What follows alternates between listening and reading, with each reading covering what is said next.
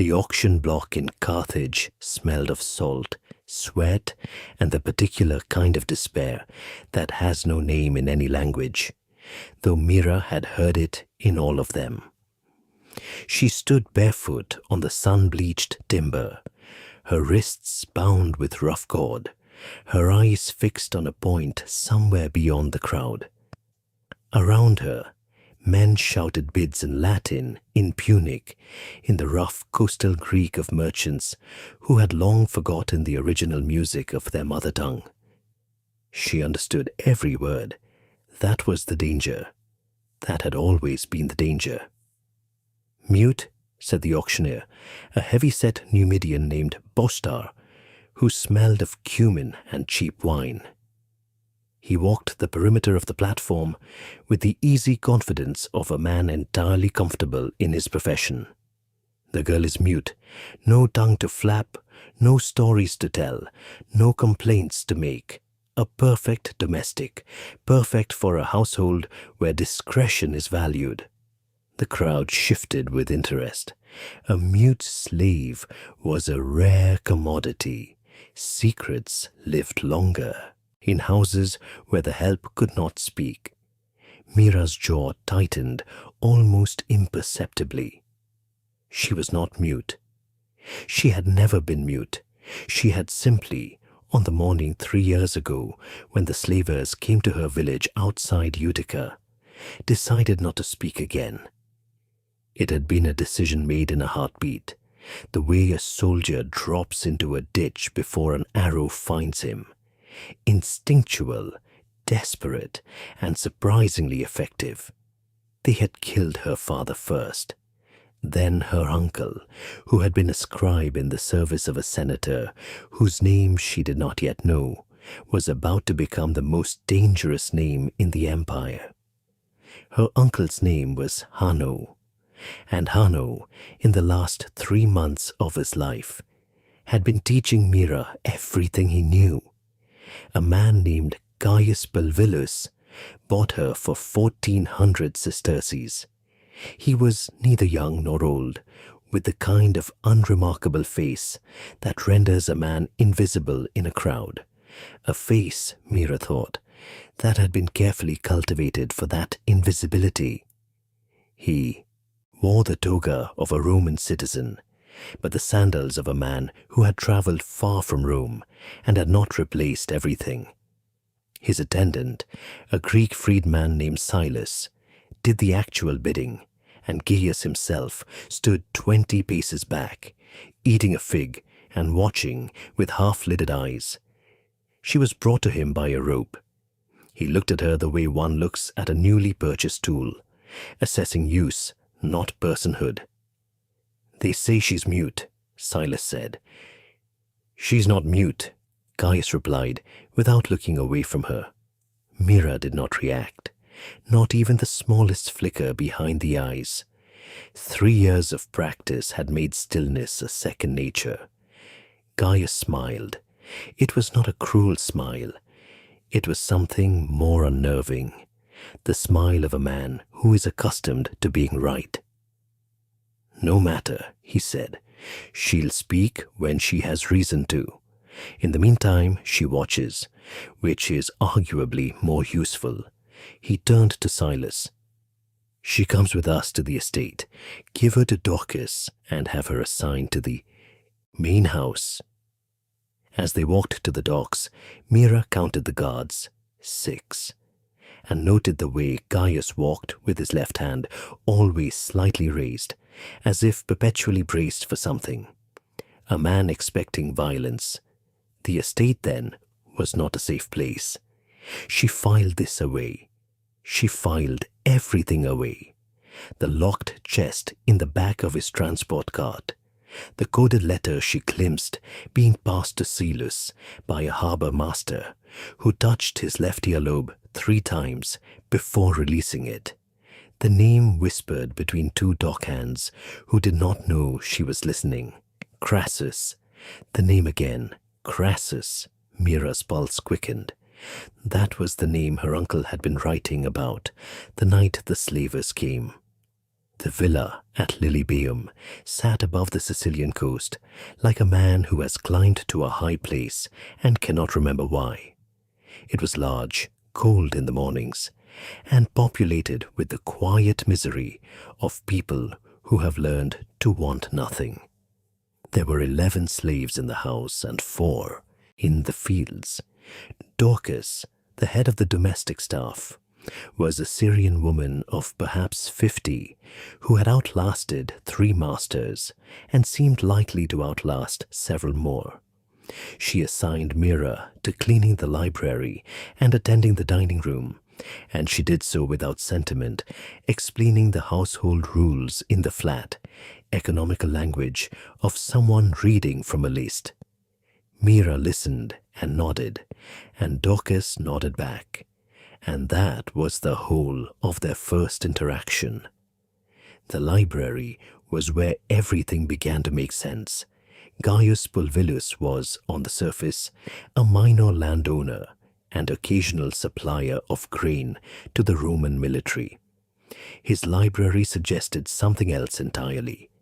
Mira moved through it each morning with a cloth and a broom, dusting the scroll cases with the methodical patience of someone who is reading everything as she goes. She had learned to read at her uncle's knee, in Latin and in Greek, and she had learned to read upside down and sideways and in peripheral vision, which her uncle had called the scribe's most essential skill. Most of the scrolls were mundane: agricultural accounts, legal documents, records of past grain shipments. But on the 3rd shelf of the northern wall, behind a false panel, she found, only because one of the scroll cases was slightly cooler than the others, as if the wall behind it were hollow. There was a different kind of document. It was a list of names. She did not have time to read all of them. She heard footsteps. She replaced the panel and moved away, her cloth moving in slow circles over a shelf of perfectly clean scrolls. But she had read enough. 7 names, 3 senators, 2 generals, a prefect of the Praetorian Guard, and at the top, underlined twice in a different ink, a name she already knew: Marcus Licinius Crassus. Not the famous Crassus. That man had died at Carrhae with arrows in his eyes and molten gold poured down his throat, a century and a half ago. This was his descendant, a man who bore the name like a debt he intended to collect. This was the man her uncle had been writing about, the senator whose documents her uncle had been transcribing on the night he died. Her uncle had known something, and whatever he had known, he had somehow passed it to her before the slavers' clubs found his skull. No, not somehow. She remembered now with a clarity that grief had long muffled. In the chaos of that night, while smoke was filling the room and men were shouting outside, her uncle had pressed something into her hand, a small clay tablet, the kind used for rough notes. 3 lines in his cramped, urgent hand. She had swallowed it. Not metaphorically. She had put it in her mouth and swallowed it whole. And then she had been sick for 2 days from the clay. And then she had never spoken again, because the words on that tablet were the kind of words that got mouths cut out of faces. But she remembered every word. Her uncle's message had said this: Crassus moves in. Winter. The lists are in 7 cities: Carthage, Syracuse, Lugdunum, Massilia, Londinium, Lugdunum, Alexandria. When the grain rots, Rome will be hungry, and a hungry Rome will follow anyone who promises bread. And then, in smaller letters, as if he had been running out of space or time: Mira, say nothing, learn everything, wait. So she had waited. She had waited through 3 years and 4 masters and the systematic erasure of her personhood that slavery required. She had waited through cold nights and the casual cruelties of people who did not think she could understand what they were saying. She had waited while the information in her memory aged like wine in a sealed jar, growing stranger and more potent. And now, in the library of Gaius Pulvillus, who was clearly not a grain merchant but something else entirely, she had found the second thread. The question was what to do with it. The obvious answer, tell someone, required speaking. And speaking required trust. And trust in Mira's experience was the thing that got people killed. She swept the library floor and thought about her uncle, who had trusted his information to a clay tablet, and his clay tablet to the belly of a 12-year-old girl, and who had been beaten to death for secrets he might not even have fully understood. She thought about what it meant to carry a dangerous thing, and whether the carrying of it eventually became more dangerous than the setting down. She was still thinking about this when Gaius Pulvillus came into the library and locked the door behind him. He did not acknowledge her immediately. He went to his desk, unrolled a scroll, and read it with a frown that deepened as he went. Mira continued sweeping. She was very good at being furniture. "You were in here longer than usual this morning," he said, without looking up. Mira kept sweeping. "Silas times everything," he continued in the same conversational tone. "It's a habit he developed in Rome. He says it helps him understand patterns. Patterns help him notice anomalies." He looked up. "You were in here 11 minutes longer than yesterday, and 7 minutes longer than the day before. Either you're getting slower at cleaning, or you're doing something else in here." Mira met his gaze. She held the broom. She said nothing. Gaius set down the scroll and leaned back in his chair with the careful ease of a man managing discomfort he does not want to show. "I told Silas I thought you could read." He disagreed. "He said no slave from Utica would have been educated." He paused. "But then, not every slave from Utica had a scribe for an uncle." The sweep of the broom stopped. It was involuntary, a half-second pause, barely perceptible. But Gaius Pulvillus noticed. His eyes sharpened. "There she is," he said quietly. Mira set down the broom. She stood very still and did not look away. 3 years of silence had taught her that there were moments where stillness became its own kind of speech. Gaius folded his hands on the desk. "I knew your uncle," he said. "Not well. We met twice. He was a careful man, which is why I was surprised when they found him." His voice carried no particular emotion, which Mira recognized as its own kind of carefully managed performance. "I've been looking for you for 2 years. When Bostar listed a mute girl from Utica at the Carthage auction, I thought, improbable, but..." He spread his hands. "Here you are." Here she was. She picked up the broom again.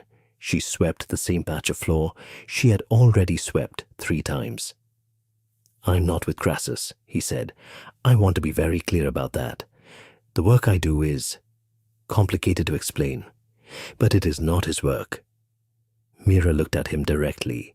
She pointed at the northern wall, at the shelf behind which the false panel was hidden. A very long silence followed. "You found it," he said. She waited. "How many names did you read?" She held up 7 fingers. He exhaled slowly through his nose. "The list has 9 names now." It grew.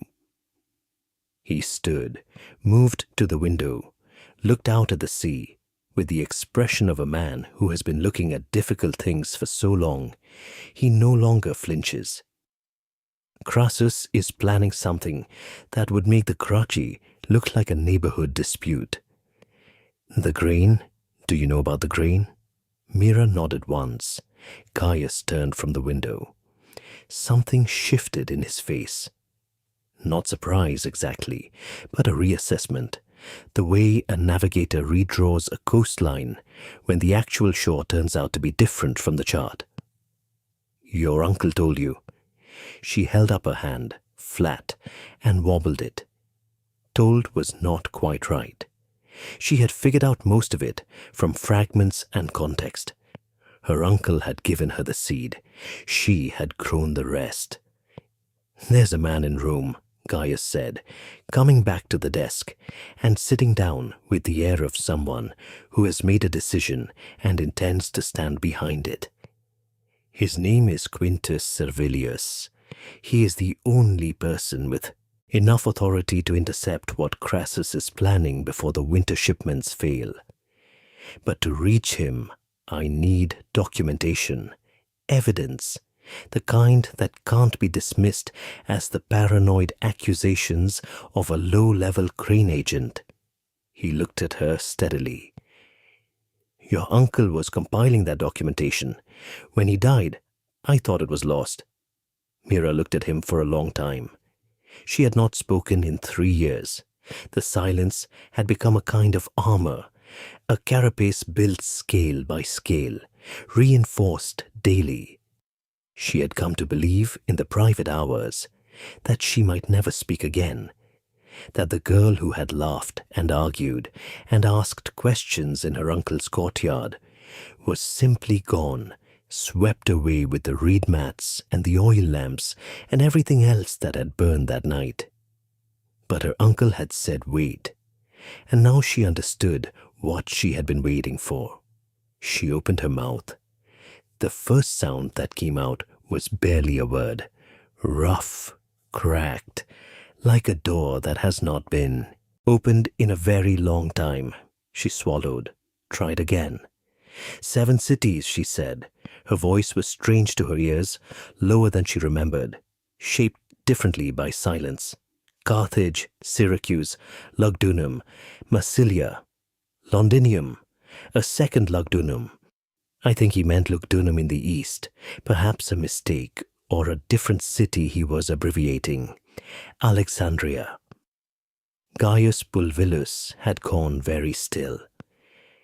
The lists in those cities contain the names of people who have agreed to look away while the grain shipments are redirected.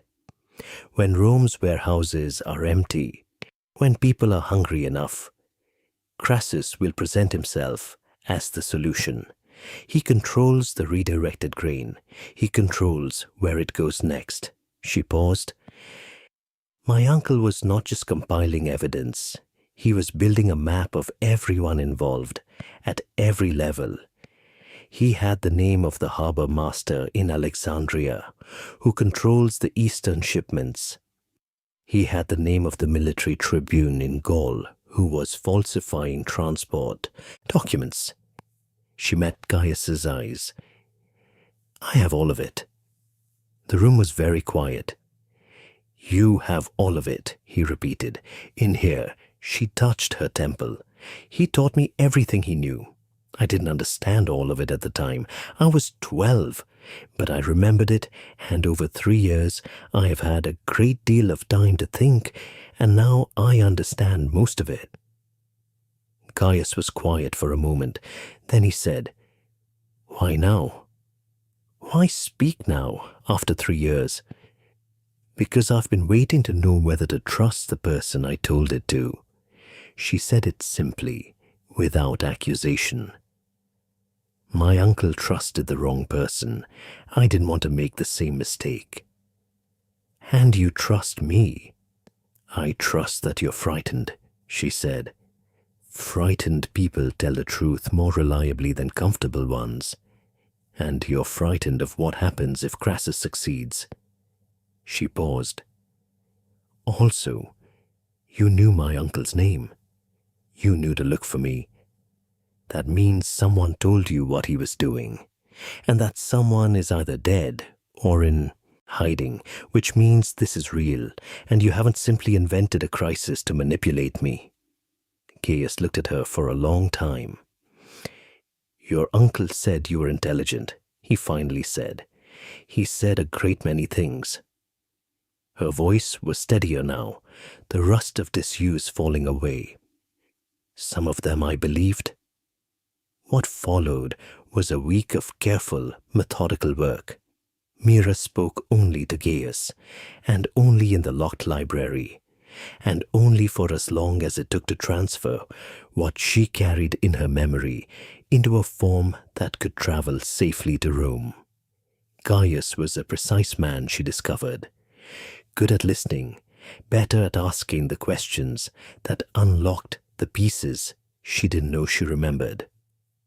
Under his prompting, fragments surfaced that she had thought were lost. A shipping agent's seal she had seen on a document her uncle had been copying. A specific date her uncle had underlined and then erased.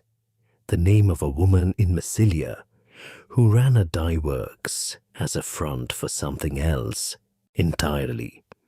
It was strange, giving the secret away. She had carried it for so long that its weight had become part of her, had become in some way her. She had organized her entire life around the twin imperatives of remembering and not telling. And now that she was telling, she felt simultaneously lighter and more exposed, like a snail from whom someone has removed a shell. In the evenings, in the small room, she shared with another domestic slave named Phoebe. Mira lay awake and thought about what silence had cost her.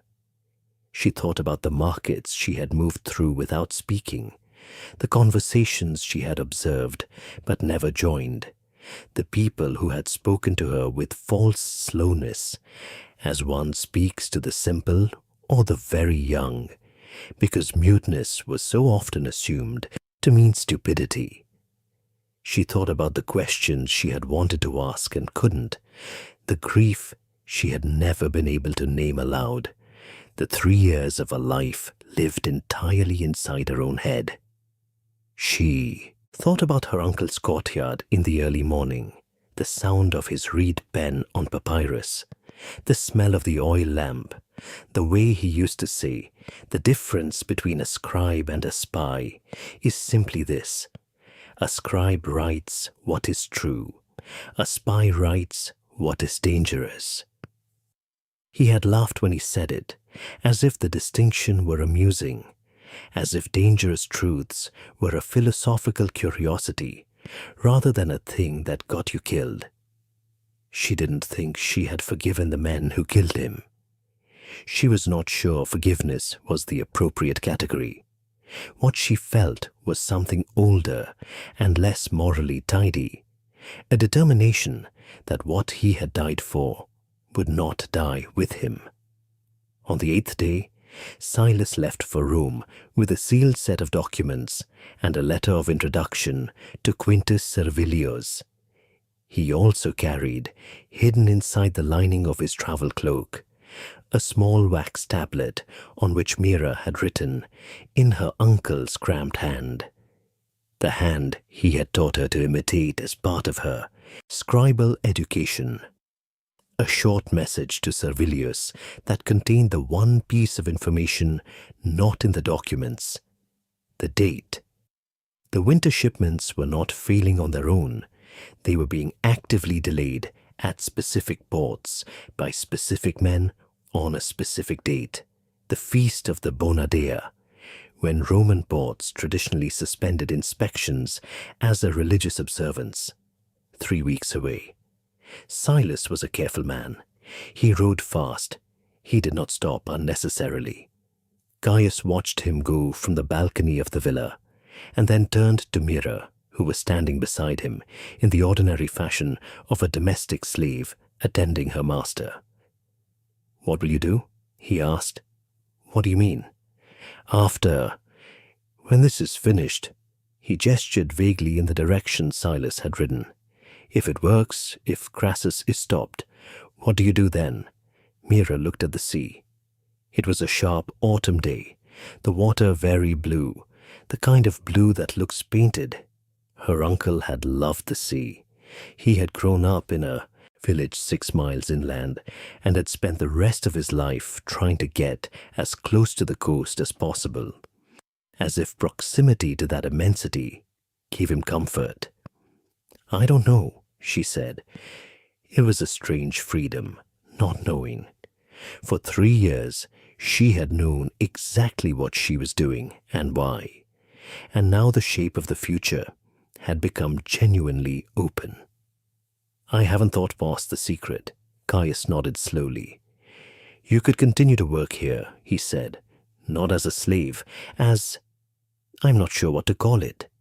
Someone who reads and remembers and tells me what she's read." He said it carefully, in the manner of someone who is proposing something they expect to be refused. "I work for people in Rome who value that kind of person." "People who spy," Mira said. "People who gather dangerous truths," he said, with a slight smile that acknowledged the debt to her uncle's phrasing, "and write them down." She thought about this. She thought about the men who had stood outside her uncle's house, shouting names in the firelight. She thought about 3 years of careful observation, of learning to read rooms and faces and the angle of a man's shoulders when he is lying. She thought about the list behind the false panel, 9 names now and growing.